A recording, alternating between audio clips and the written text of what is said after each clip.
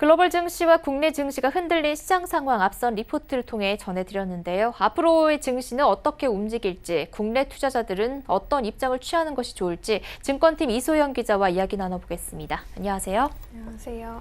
네, 이 기자 일단 중국의 보복 관세 조치로 인해서 글로벌 증시가 많이 흔들렸는데요.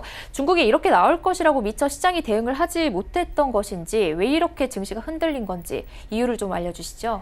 네, 일단 중국의 보복 관세 조치를 전혀 예견하지 못한 것은 아닙니다. 다만 예상보다 빠르게 중국의 위안화 가치가 하락하면서 뉴욕 증시를 흔들리게 한 것인데요. 현지 시간으로 13일 위안화의 가치는 1달러 대비 6.92위안까지 치솟았습니다. 미국의 주요 기업, 특히 애플 등이 중국에서 부품을 수입한다는 것을 고려할 때 향후 비용 상승 등 우려가 커진 것으로 보입니다. 국내 증시 역시 마찬가지인데요. 우리 증시는 오늘 장마감으로 가면서 다소 반등하는 모습을 보였습니다. 하지만 장 초반에는 2050선을 내주면서 흔들렸는데요.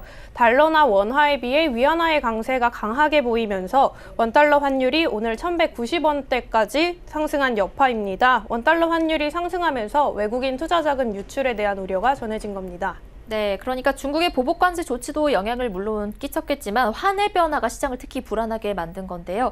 앞으로 이 불안한 증시 상황 언제까지 갈까요? 네, 이 부분에 대해서는 전문가의 인터뷰 들어보겠습니다.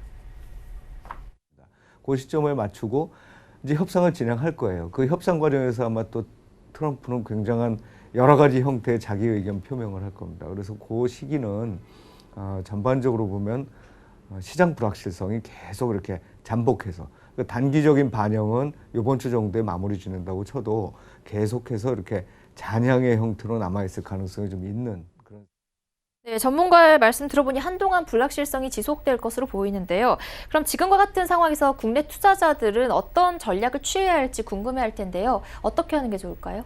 네, 일단은 지난 10일 2천억 달러 규모의 중국산 수입품의 관세를 높일 당시에 트럼프 미국 대통령이 트위터를 통해서 3, 4주 내로 협상에 진척이 없을 경우에는 3,250달러 규모의 중국산 수입품에 대해 관세를 또다시 인상하겠다고 밝힌 바 있습니다.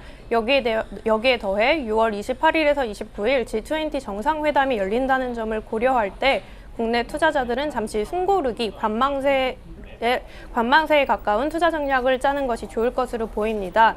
이와 관련해서 윤지호 이베스트 투자증권 리서치 센터장 역시 지금은 주가가 저평가된 구간임은 분명하다면서도 5월 말 종가를 기준으로 중국의 A주가 MSCI 신흥국 지수에 편입되는 등 수급 문제가 남아있기 때문에 투자 전략이 관망 혹은 조심스러운 상황이라고 전했습니다. 뿐만 아니라 최석원 SK증권 리서치 센터장 역시 지금은 단기적인 매매를 추천하지는 않는다고 분석했는데요.